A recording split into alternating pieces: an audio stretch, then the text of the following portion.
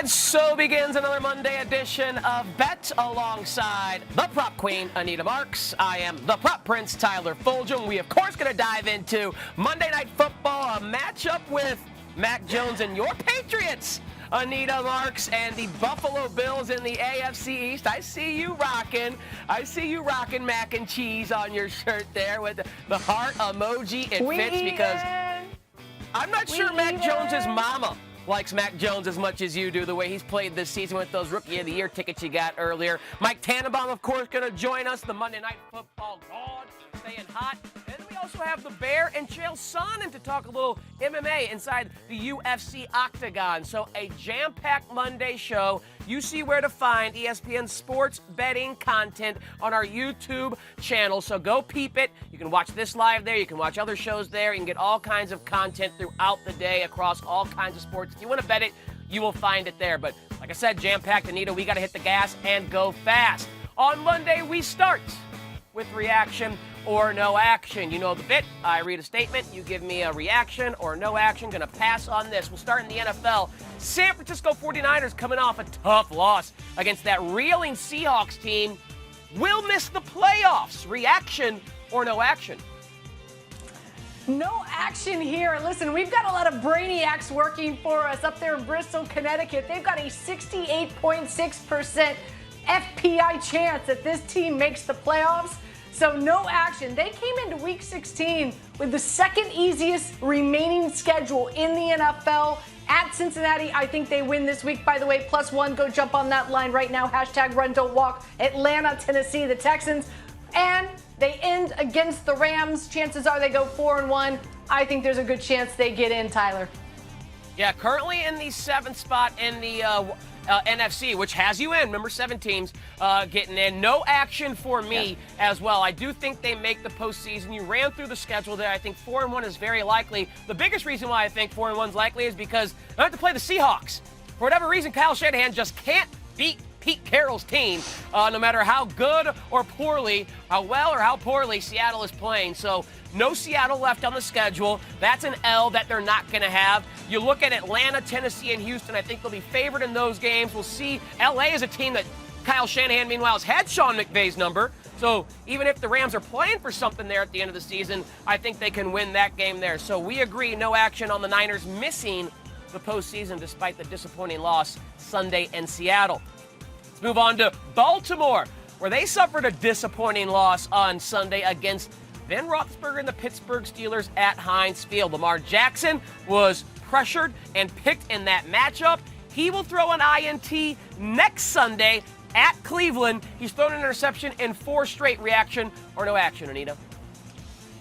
Yeah, first of all, no reaction to, not taking the field goal and live for an extra day and go into overtime. But for this particular bet, reaction.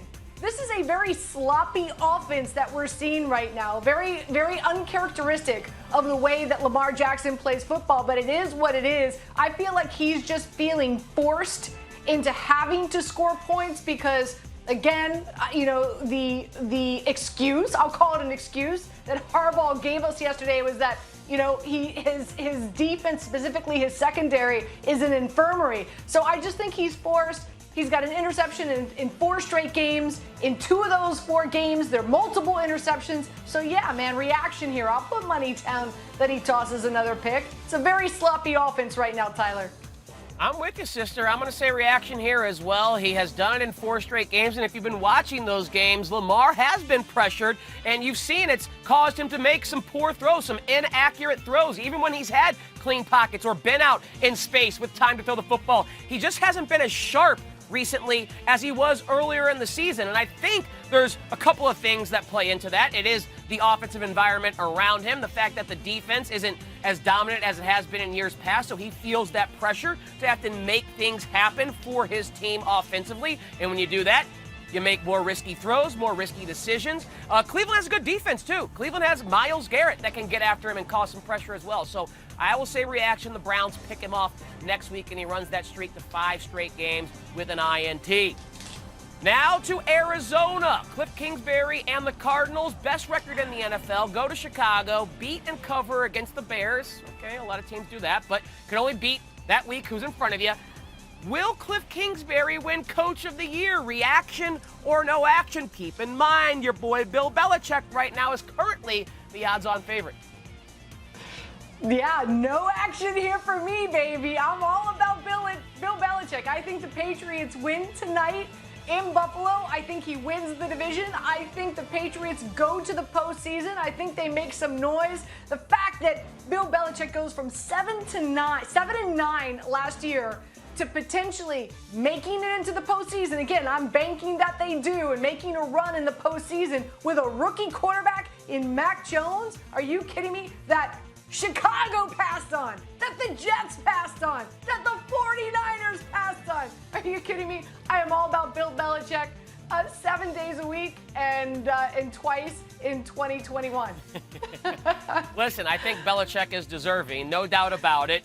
There's still some football to be played and written, but if things stay the same they are, and the Arizona Cardinals not only win the NFC, but have the best record in the NFL during the regular season, how can you not give it to Cliff Kingsbury? It's not like they had high expectations and hopes. They were finished to pick last in this division, albeit the best division in the NFL. So I think that just adds further credibility that Kingsbury has won that division, potentially gotten a 1 seed in the NFC, and done so while having to use Colt McCoy for a few games. Not his MVP caliber quarterback, Kyler Murray. He's missing J.J. Watt now from that defense. So I just think winning the NFC is more impressive than winning the AFC this year. So if Kingsbury does that, yeah, I will turn that violin into a guitar and strum it, baby. Cliff Kingsbury all the way.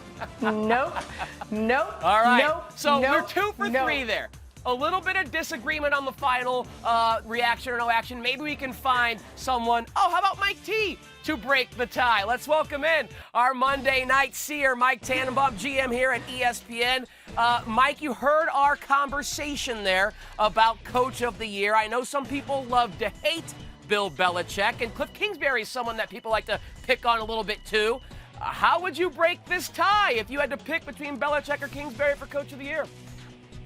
Yeah, Tyler, not to bury the lead, but after the Patriots win tonight and beat Buffalo 20 days later, he'll be the Coach of the Year. So I'm biased. I worked for Coach Belichick twice, but I think he'll be the Coach of the Year. All right, Mike, let's talk about the NFC East, right? The Eagles win. They jump up 3 spots. The Washington football team, they win. They're sitting at 6. If you had to bet on one of those 2 teams making it into the postseason, which one would it be, the Eagles or the Washington football team? WFT, Anita, just because right now their quarterback's playing. He has some intangibles, hard to explain. I've heard him compared to Aaron Rodgers or Brett Favre. Like, to me, he has a little Tony Romo in him, little Ryan Fitzpatrick, ironically, but he's playing good football. Defensively, they're not where they once were due to some injuries up front, but Taylor Heineke to me right now. Now, look, Minshew played well yesterday, but I think I like the quarterback play out of Washington as the tiebreaker here. All right, Mike T, time to get that crystal ball out for Monday Night Football, and you kind of hinted at where you're going, I think, for this matchup, but let's flash back to last Monday and see how you did in the Washington-Seattle matchup. You had Washington plus the points.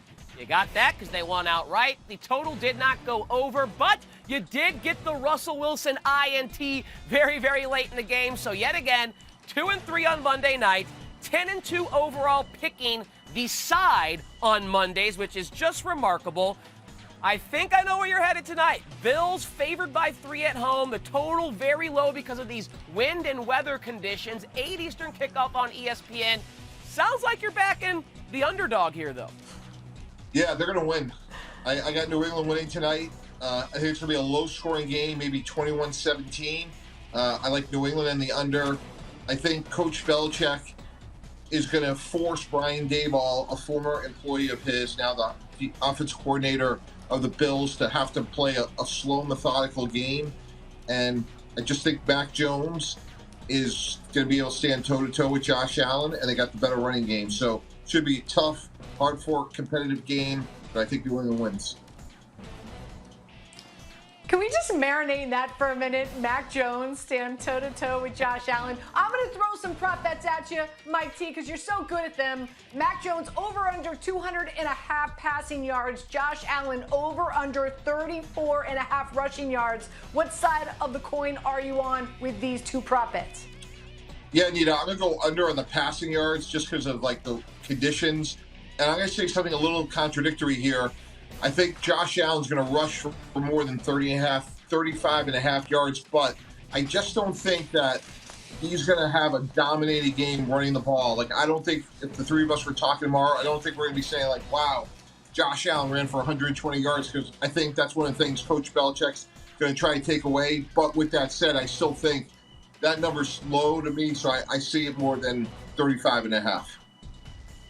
All right, Mike T trying to stay hot on Mondays. I keep saying that week after week, and he just keeps picking winners on the New England side plus the points. Mike T, as always, we appreciate you joining us here on Bet, and I look forward to chatting with you next week.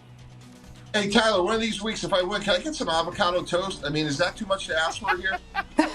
I will. Hey, give me the ESPN New York studio address. I'll send some over there in a deep freezer or something. So as long as Max doesn't touch it, because he won't appreciate it, Mike T. That's true, but I will. I'm all about your avocado toast. That's why I love you, brother. Not only do you pick winners, but you appreciate my food. Mike Tannenbaum, the best. We appreciate you joining us here on this Monday. All right, Anita, you heard what Mike T had to say about the game script. I think it's similar to what we are playing out there. You asked him a couple of prop questions, which I know you were interested to hear about. So what do you think about this particular matchup? Before we get to props, how you playing the side and or total?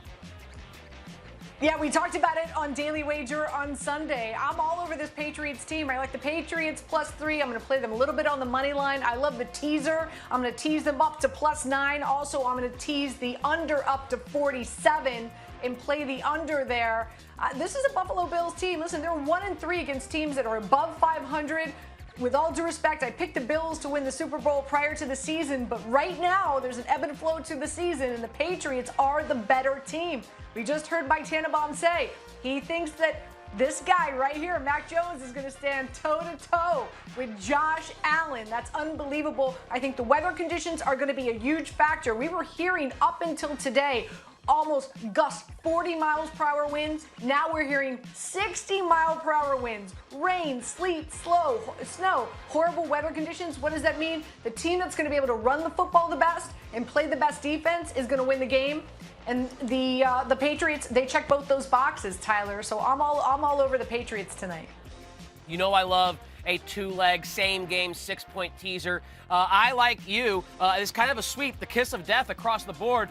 We agree with Mike T, so I hope we haven't jinxed him here because he's been so great. But I'm on New England in the under as well. I like New England getting the points. Now, think about this. Like, when you consider what type of game we're going to see tonight, the elements, which coach do you trust to not only set up a scheme and a game plan for the opponent, because Buffalo's got a great team and a great defense, but also account for the inclement weather?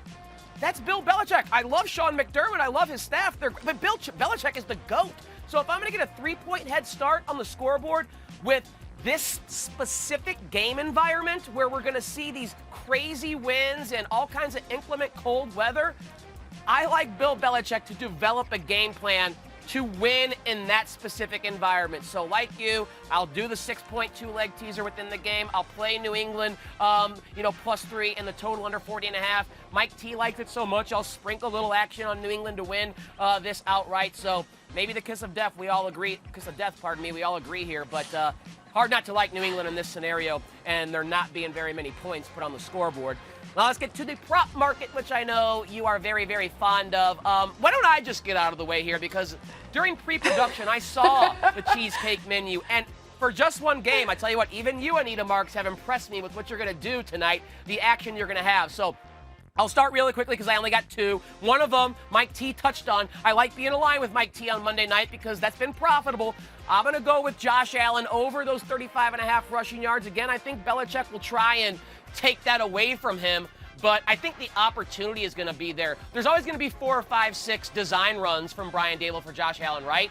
Well, what about those, 4 or 5 dropbacks that Josh Allen looks at the defense that Bill Belichick has thrown out there, gets confused by the coverages and say, well, I'm not going to throw into that. I'll take off and run. So I think he's going to have 7, 8, 9, maybe even 10 opportunities to run the football. Not that they'll all be design run plays, but certainly on a few dropbacks, he's going to take off and run based on what the defense shows him. It's kind of a correlation play with Devin Singletary in that backfield, under 58.5 rush plus receiving yards. I know Zach Moss is out of the rotation, but I think Josh Allen is going to take a lot of that production on the ground from him. I also think that Matt Breida is someone we need to watch out for. Watching Buffalo Bills tape, Breida has looked more explosive to me. He's the one who made Zach Moss expendable for the running back rotation. And I think Breida is a guy who has a little bit more explosiveness to his game and might be able to break a few bigger plays against that Patriot defense than Devin Singletary. So under for Singletary rushing and receiving in correlation with the over rushing specifically for Josh Allen, the Buffalo Bills QB. Now, I am just going to sit back here and I'll get some water and take a little break because, Anita, this is your time to shine. All right, let's start with the Patriots in Mac Jones, right? Like, again, rookie quarterback, weather conditions are going to be bad. He really doesn't pass the ball that often. I think the Patriots are going to be committed to the run, so I'm going passing attempts for Mac Jones under 29.5. Also, rushing yards, 5.5. Of course. I mean, come on, what's that? I'm going over with his rushing yards. Again, a big reason why the weather. I'm sure he's going to consider tucking it and running at some point in time. Jacoby Myers, it's his favorite wide receiver, over 3.5 receptions. He has 36 more targets than any other skilled position player on that roster. For the Bills, Josh Allen, I'm with you, over 35.5 rushing yards. Again, weather conditions bad. I think he's going to tuck it and run it, and he's so athletic.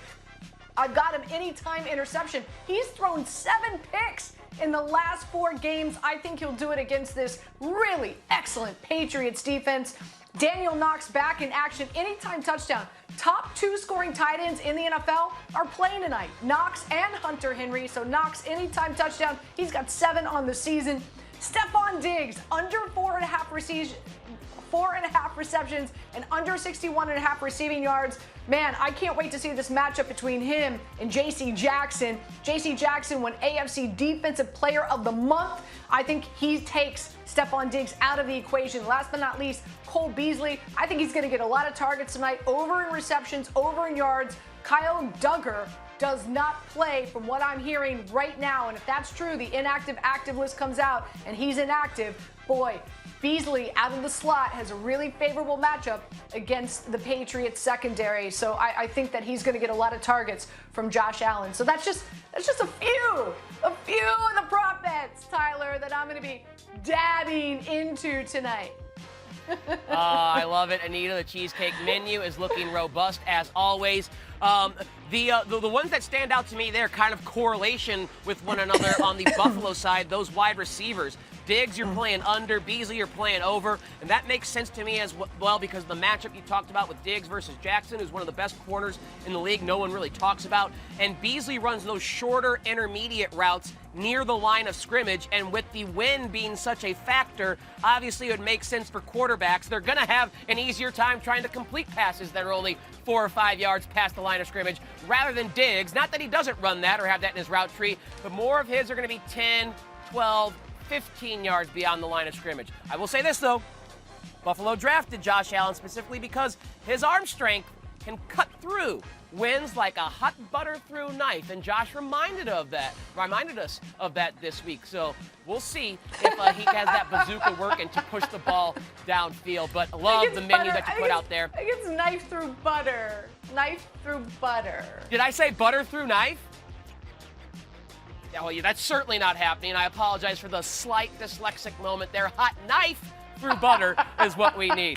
Let's keep it hot, though, and move from the gridiron to the octagon. Welcome in to Bet on this Monday, Chael Sonnen. Chael, we appreciate you taking the time to join us, discuss UFC 269, because it features 2 title fights on the card. One, Amanda Nunes, the other, Charles Olivera. Let's start with the ladies and Nunes. Her fight is against the number 3 contender in her class, Juliana Pena, 6th bantamweight title defense for the Lioness. She's a massive favorite, minus 800 to win this bout. How are you playing this matchup? All right, this is perception and reality. The perception is that Amanda Nunes is the queen and she's invincible. The reality is Juliana Pena was offered twice to Amanda Nunes. This is inside information, and Amanda's team turned her down. There's something within this matchup that bothers the Lioness. There's something in this matchup that she tried to put off. She's going to have to face her. All great upsets start the same way, which is the opponent that pulls the upset mentally believes they can win. Juliana is a live dog. All right, let's talk about the main event, Olivera and Poirier. Now, Poirier, as we know, beat Conor McGregor. The odds right now is -160. How much is that fight play into these odds? And who do you like in this matchup? It definitely matters. That was really for fan appeal, and people do know who Poirier is. Poirier, as a former champion, coming to get his title back as he sees it. Look, Dustin Poirier is as consistent as they come. He's tough as an old leather boot. He can box. He can wrestle defensively better than offensively. But Olivera is the current king of the division that we all view to be the most competitive and hardest division in the sport. But he's a new name. He's not always consistent. He's stubbed his toe along the way. He's missed weight a couple of times. There's always a question around Olivera. There's not around Poirier. I bring that to you because I suggest that's why Poirier is the favorite. Skill for skill, these guys are a lot closer than that. All right, before we get you out of here, Chael, I want to ask you about one more fighter in particular. Up-and-comer Sugar Sean O'Malley, pride of Helena, Montana. Fought at UFC 264 and won. This will be his third bout this year. Public seems to like him. He is a favorite at -310 in his fight on Saturday. Do you think this kid can become a problem, a known name at the bantamweight division? I most certainly do. It is stunning to me that he's not ranked. In fact, he did an interview on ESPN earlier today that I caught where he called himself the champion of the unranked. I had to go confirm that. I thought he was doing shtick or working a gimmick. It turns out he doesn't have a ranking. I don't know how that works when there's a former champion of the world that's on the undercard from the same weight class. Sean O'Malley matters. He has star appeal. He has Dana White's respect, which is why Dana is featuring him. I don't care about the rankings. I care about the victories, and I think Sean is about to get another one. Great stuff, as always, from the great Chael Sonnen joining us here on Bet, getting us ready for UFC 269. Chael, we appreciate you dropping by, brother. Thanks, guys. All right, yeah, and he's still got it. You can still tell the fist would hurt if they made contact with the face there. Anita, I'll allow you to step aside for a second, maybe get on the speed bag and work on your hand speed for a little bit, because we are going to move to college football on a Monday, and you know that means we got to slide on into the Bear Cave with none other than our main man, Chris Fallica, joining us now on Bet. And, of course, we have championship weekend come and go. The college football playoff is now set. Bowls have been aligned. There's 9,000 of them. Everyone gets to play in one. And bowl season is fun to wager on. So, Bear, let's start specifically, of course, with the college football playoff. Just want to get your thought on the initial lines that have come out with these semifinal matchups. We know it will be 3-4 more weeks until these games happen. But in the 1-4 matchup, Bama laying almost 2 touchdowns against the Cincinnati Bearcats. 13.5 is the number, a total of 58. Would you be backing the Tide here, or do you think that's too much against an undefeated Cincinnati team? I think the number at 13.5 is indicating that the odds makers have quite a bit of respect for Cincinnati. So I would not be running out to bet Alabama right now until I get some further injury status. And at the same time, if you look at the matchups on the field, this is not a traditional Alabama bowl you over with the power running game type team. This is a team that the strength, Cincinnati's defense, I think, will give them some problems, especially being that the strength of the UC defense are their corners. And if Mechie can't play, which is believed to be the case, that takes away one of Bryce Young's weapons and hurts them offensively. I don't see either team scoring a whole lot of points in this game. I would lean towards playing that under. I know it was 59. It came down a point at 58, but I don't think Cincinnati is going to score a ton of points, and I don't think Alabama is going to go out and put up 38, 40 points and blow them out like I think probably a majority of people do. So I would be taking the under right now and waiting to make a play on the side. All right, you mentioned the respect the books seemingly have for Cincinnati by setting that line at 13.5. As we move to the other college football playoff semifinal, 2-3 matchup between Michigan and Georgia. To me, Barrett, seems like the books not giving respect to a Michigan team that is 11-2 ATS this season and just won the Big Ten title game by 40 gosh darn points over Iowa. I know Georgia had been awesome all season long, but Alabama didn't have a hard time with them in the SEC title game. So with this sitting at 7.5, Georgia favored by 7.5. Do you think they're the wise play and we get a potential all SEC title game, or do you think there's some value on the maize and blue side? Well, you mentioned that Alabama had an easy time with Georgia, and that was because the strength of the weakness rather of the Georgia defense was their secondary, and Alabama had some very favorable matchups there, and pass protected probably as well as they had all year long. The strength of the Michigan offense is not their vertical passing game. They do not have the twitch guys, the deep threats at wide receiver that are really going to stretch the Georgia defense. I like this matchup for Georgia. I think this is a Georgia defense that really prefers to play primarily in the trenches, stop the run. That's Michigan's strength. Yeah, I don't see this being a good matchup for Michigan at all. And I think what you hit on too, when this line was first posted, the majority of people really raised an eyebrow, like, wow, 7.5. The guys on the set yesterday when I was playing Guess the Lines with them, they were all guessing 3.5, 4, 5, and when I said 7.5, they kind of got like, wow, really that high? So if you like Georgia, I wouldn't be rushing to get in right now, because I do think, if anything, this number is going to come down because a lot of people will be attracted to taking Michigan, who a lot of people think is deserving of that #1 seed right now. So I think a lot of people out there, publicly at least, would like to take the Wolverines and the 7.5 here. All right, that total really low at 43.5. That would seem to indicate the books think it will be a battle of the trenches. Whoever can play better defense, run the football better, win that matchup. So kind of contrasting matchups in each of the college football playoff semifinals, but great stuff there as we are still a few weeks away. Time to gather more information and see what happens between now and New Year's Eve. But we appreciate you being with us this Monday, as always, from the Bear Cave. Chris Fallica, our guy. Have a good Monday. Enjoy Monday Night Football, and we'll chat with you next week on The Bet. I certainly will. I have a nice Bills division bet in the balance here, so I am on the Bills Mafia tonight, at least with the heart, that's for sure. Well, I hope you weren't listening earlier, Bear, when everyone here picked the Patriots to win tonight's game, including Monday night seer Mike Tannenbaum. But we do want you to have some winners with your futures market. Bear the best. Before we let you go here on Bet, you see Anita is back after a round on the speed bag. Nice work, Anita, getting that workout in there. Before we let you go, anything on tonight's NBA card that tickles your fancy you want to share with the viewers out there? Absolutely. Give me the Cavaliers, man. They're healthier going up against the Bucks. Bucks, no Giannis. In fact, there's a possibility they're going to be missing like 5 players tonight. I don't know. Maybe you and I need to lace them up to get out there on the court in order to help them out. So I like the Cavaliers getting the points. Jared Allen has been an absolute beast. He's like a double-double machine, which, by the way, I know it's minus 210 for him to put money down on a double-double, but he's averaging 17 points and 10 rebounds a game. Garland is averaging over 30 points a game his last 2. So I love the Cavaliers tonight, again, with an unhealthy Bucks team, and I've got the Cavs getting 6.5. I'm all over that. That's my best. I don't know if it's my best bet. All right, this guy right here, Mac Jones, is my best bet. But in the association, yes, I like the Cavaliers tonight.